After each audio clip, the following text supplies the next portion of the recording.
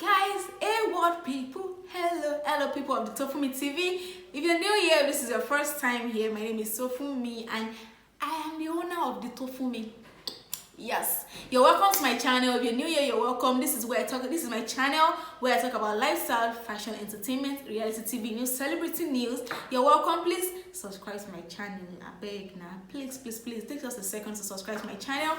Okay, let me adjust myself. Subscribe to my channel and turn on notifications bell so that when I post, you're going to be part of the first set of people to know.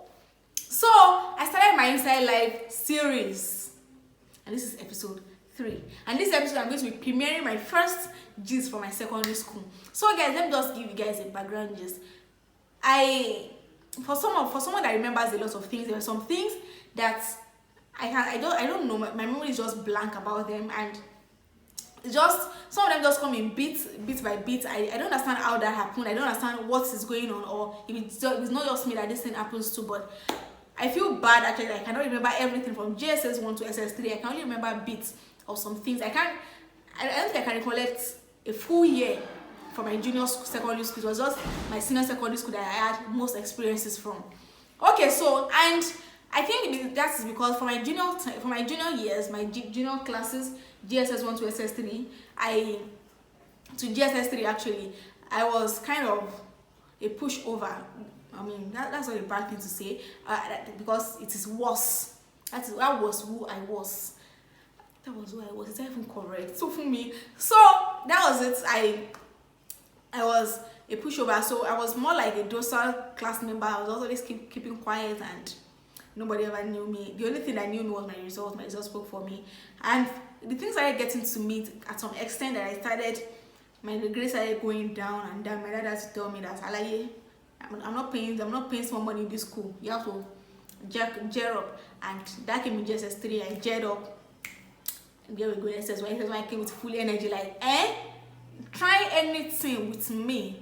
Oh God, you have me to contend with. Anyway, so that was it. So I'm going to be giving you some gist, some you know. So in my senior secondary school, I became like, how do I say it? I became like, I had friends that were bold, and I was overly confident in senior secondary. From SS1 I was confident. Not like I wasn't everywhere. I wasn't kind of a popular senior. I'm sure that most of my juniors will not even know me except if they see my face. But I wasn't pretty popular, but I was confident in what I did. I knew my craft and I was confident with it. I was confident with my subjects and my classes. And in the outside, I was a bit playful. I was trying to get out of my shell. I mean, that was SS1. I was trying to get out from the pushover kind of person they knew me as in junior secondary school. So it was still coming up small. So that was how. And in my set, the thing with my secondary school is we only accept new students in GSS 1, GSS 2, and SS1. So in my set, by the time we resumed, we're just few of us, I think about 150 or something. They now added like 100 new students. I mean, students that didn't do GSS 1 to 3 with us, transfer students. We call them transfer students. And they added an extra 100 transfer students, so we're like 250 something. Then, so they had to split us into 2 hostels because, of course, one hostel could not continue us again. Some of us were staying in Blueberry Hostel and some were staying in Marigold Hostel.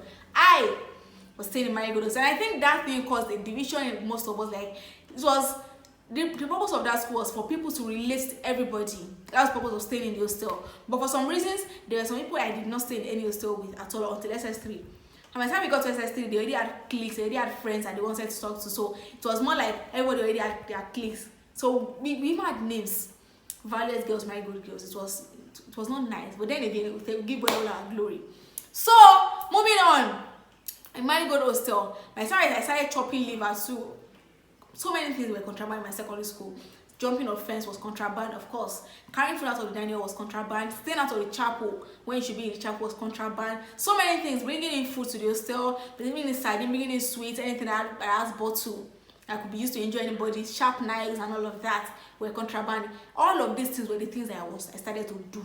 Hey! And my mother already told me that if you offend anybody, or if they say anything in your school and they say you should call your parents, tell them you don't have parents, you're an orphan, nobody knows you in this life. And I was just like, it got to a point I was like, Tofunmi, you have to calm down this recklessness. You have to really cut it down. And the funny part of these things is that, guys, for the better part of this time I was reckless, I was never caught. I got away with 95% of the things that I did out of my recklessness. So on this day, not even okay, before that day, I already joined the gang of people that jump fence out of the hostel. I mean, it wasn't like I was late or something. I would wake up very early, like 5 a.m., have my bath. They lock the hostel gates around 6:45. I will go back to sleep. They are banging hostel gate that people should come out. I will not answer. Because what? I'm waiting for me and my friends. I will jump the fence. People of God. So we always jumped the fence and we always got away with it. And because it was still early, around 7, teachers were just coming into school, so nobody was going to see us except juniors and our mates. And as SS1, we didn't have any juniors because we were planning to scrap federal school, so they were not accepting any new students into the junior school. So we were the only junior that we had. That's how this day, me and my friends, on this fateful day, bad day, devil drink water,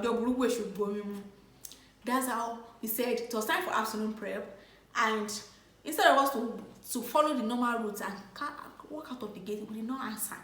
And it was as if this day we were just very, very stupid. Thinking about it in retrospect now, we're just very, very plainly stupid, because the hostel, my hostel that I was staying there, to the left, okay, to the left was the mosque.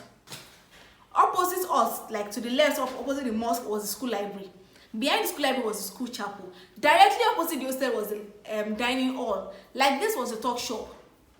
And then looking like this, standing in front of my hostel, you could get a good glimpse of the school, of almost the whole school area. And then we're still jumping fence in the afternoon. So that it was time for afternoon prep, and then we waited for them to lock the gate. And the kind of fence we had in my secondary school was, they did decking, so you can stand on the decking. You just have to climb some few bricks and then stand on the decking before you now jump down. It's not like we're jumping the gates. Not like there was a fence, rather. Do you guys understand? I don't know if you guys can understand. I tried to get a picture of my secondary school hostels, but so all of us, and then the thing is, we always put a bunk inside the hostel, beside where we're going to climb, so that to make it easier for us to climb. So when you climb, you help the next person up. You climb, you help the next person up. You climb, you help the next person up, and that was how we're doing it. So all of us were already on the decking, so it's time to be jumping down. That's how one teacher caught us. Hey God!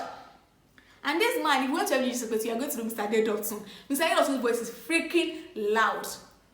Mr. Jesutofunmi started shouting, "Hey! See them!" I was ashamed of myself, like, Jesus Christ. Is it? And anything in my secondary school, any offense of such magnitude in my secondary school was the body. You're going to be the body. That means you're going to become a day student. You are not fit to stay in the hostel. Hey! I was already thinking, what excuse will I give my mother? That I was not there. They just pack me. How can they pack you on top of fence with people? What did you find to go and do on top of fence? People of God. All of us, she had told all of us to calm down. All of us came and we jumped like it. The man was just looking at us like this. Eh? Ladies, girls, we just jumping and saying, wow. You were already perfect, oh. He said we should be kneeling there. And the road in the middle of our school had gravel, so you cannot just walking barefoot yourself, it go tire you. Even drawing, putting our boxes, when you are walking on that road, you have to be careful, because if not, the tire of the box is just going to flow out. And that's why we should kneel and start crawling on that kind of floor. My legs were already shaking. That's how one girl now went to aggravate him. The girl now said that actually that the locked in the hostel when she went to wake her sick friend up to come and go to the school clinic. I was like, so you and your sick friend now people decided to jump the fence. Abi? He said no, that she was actually taking her to the school clinic. And the man was like, do you think I'm stupid? When they said that, I just think that we don't enter, we already entered trouble. If that was trouble, he just was asking, he just started wiping us, like wiping us indiscriminately. It was just wiping. It's not as if he told us to lie and give us 60 strokes. It was just wiping and wiping, and we're like 12 or 15 thereabouts. It was just wiping and wiping and wiping us up and down. Come and see on my body everywhere, marks and all that. And normal students were reading their books. Me, I was chopping cane because I was what? Stupid. The man said, even if you want to lie, you are saying that you are taking this person to the school clinic. And the case was like, the man said, who is towing who? Who is sick? Who is sick? Who is taking another person to the school clinic? It's just like Volkswagen towing trailer. Does that even make any sense? The person was like a very, very short and minute person. The other person is huge. I think Adela was about 6 feet then, huge, and she had body. And then you are saying you, that you are maybe 3.5 feet, want to carry her to the school clinic. Does that even make any sense? By the time we're done, I was already tired. And at that time, I just said, Tofunmi, you're not doing this again. Then they used to call me Ife. So I just said, Ife, you're not doing this again. Ladies and gentlemen, I did. That was SS1 now. SS1, I have to talk to the life of my head. I was junior class. They were riding me. Now let me. That was the beginning of my scaling. I just became a pro.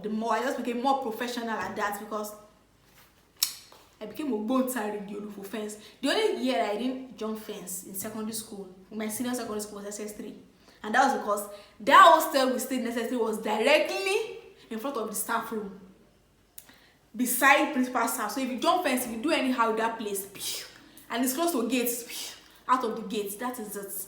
Anyways, if you enjoyed my gist, please subscribe to my channel, turn notifications bells. More inside life gist is coming from University of Ilorin and FGGC Kwetumodu, popularly known as Fegi Jungle. Fegi girls, let me see you in the comment section. If you went to a boarding secondary school and you had this kind of experience, please drop a comment below. Let's relate to being Nubi. You know, you guys, I was borders and borders. You went to a boarding school and you had this kind of experience. I mean, this is not peculiar to federal schools and unity schools alone.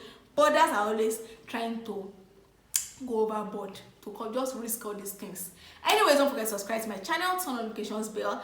Bye guys.